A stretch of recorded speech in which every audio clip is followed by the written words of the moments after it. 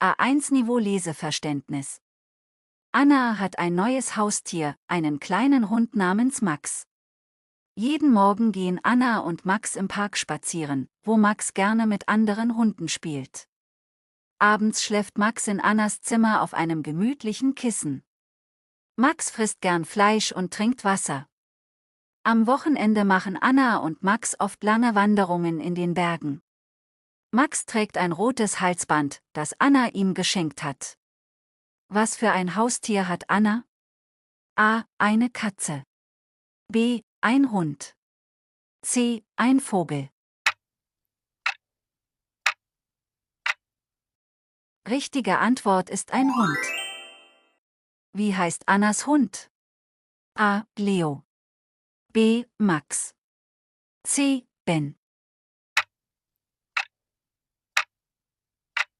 Richtige Antwort ist Max. Was macht Max gern im Park? A. Er schläft.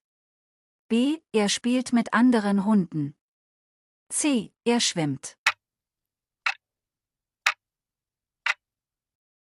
Richtige Antwort ist B. Er spielt mit anderen Hunden. Wo schläft Max am Abend? A. Im Wohnzimmer. B. In der Küche. C. In Annas Zimmer auf einem Kissen. Richtige Antwort ist C. In Annas Zimmer auf einem Kissen. Welche Farbe hat Max' Halsband?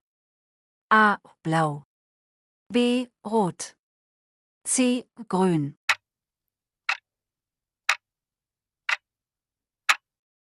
Richtige Antwort ist rot.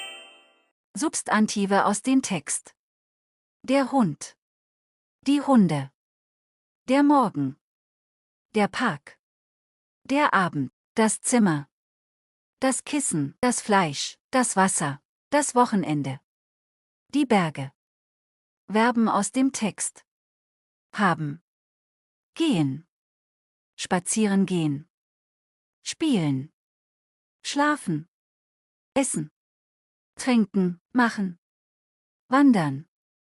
Tragen. Schenken. Danke für Ihre Aufmerksamkeit.